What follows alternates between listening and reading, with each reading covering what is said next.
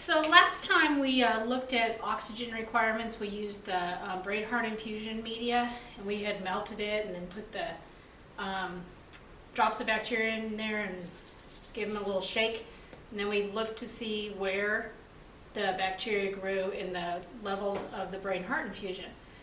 Today we're going to look at two other methods of growing anaerobic or any bacteria with different oxygen requirements. So the bacteria that we're going to be looking at the Clostridium sporogenes again, and it should be an anaerobic bacteria, an obligate anaerobe, so it should be down at the bottom. So if you recall, when we looked at the tubes from the Brainheart infusion, the Clostridium was on the very bottom and in some cases cracked the media and made it move up.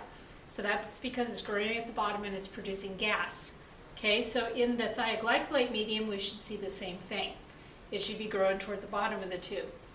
However, keep in mind, a lot of times you really just see subsurface growth instead of it really growing all the way at the bottom.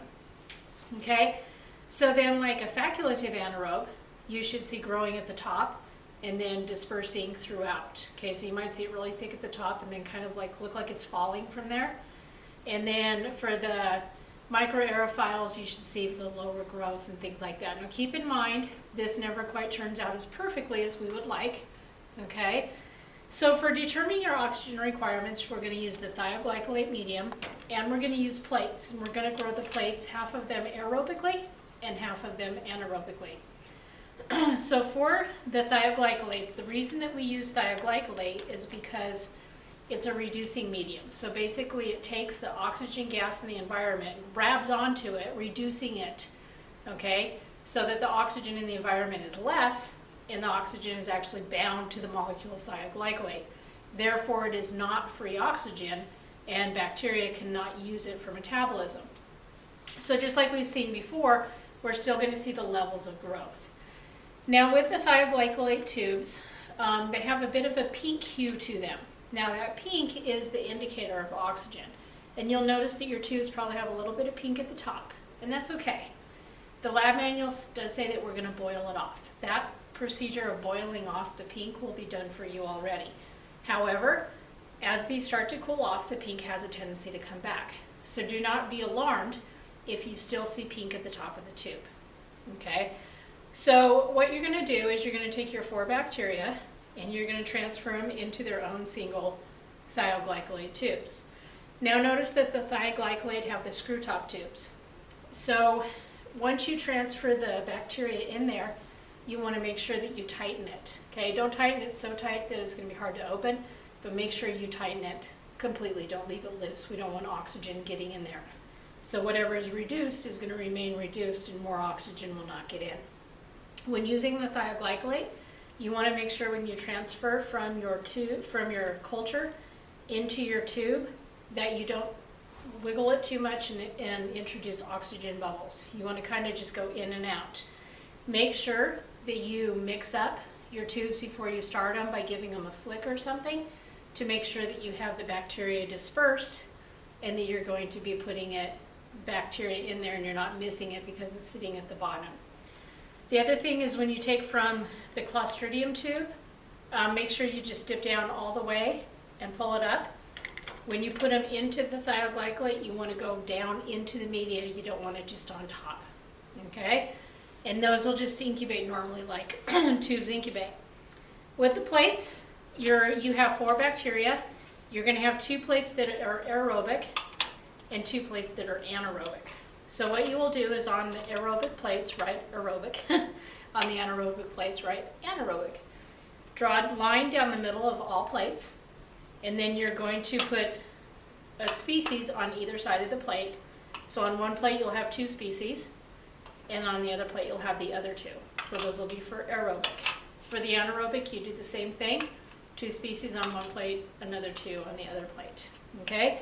The aerobic plates in your tubes will go in the incubator at 37 degrees like they normally do, upside down, all the stuff is the same. When you do the anaerobic plates, instead of putting in the incubator directly, we're going to put them into this anaerobic jar. Okay? So what we're going to do is we can take this part out We'll put all of our plates in here, so we have 4 groups, or, you know, other semesters we might have 6, it just depends. And so let's say we have 4 groups, then there should be 8 plates in here, 2 per group. Once again, label them with your name or your group number so that you know that they are yours. And then when we go to incubate them, I'll put them in here. We're going to use what's called the gas pack system. This particular system will drive hydrogen out into the atmosphere, and it will bind with oxygen, making water.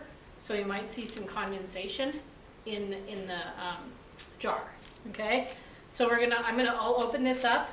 I'll put the little sleeve in here, and then I'm going to put a little oxygen indicator in here.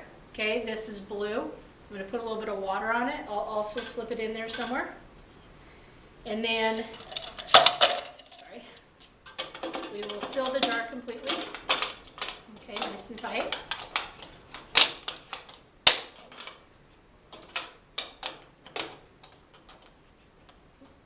So maybe I can seal this jar. All right, it'll be nice and tightly sealed. We'll have the catalyst in it. It'll have the indicator in it. We'll put this in the incubator with everything else. What we want to see is this indicator going from blue to white. So if there's no oxygen present in the jar, it should go to white. Okay, so that should give us an anaerobic environment. The aerobic would just be put in the incubator normally. Now what you should see is if it's a obligate anaerobe, it would grow here, but not here. If it's a facultative anaerobe, it'll grow in both, probably a little bit more in the oxygen. And if it's a strict aerobe, it should grow here, but not here. So when you go to fill out your table, it asks about growth. So in your table, it'll say fluid thioglycolate.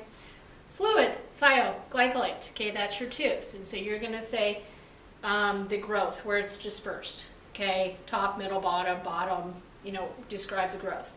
For the gas pack, growth or no growth. For the oxygen, growth or no growth, so that's the aerobic incubation.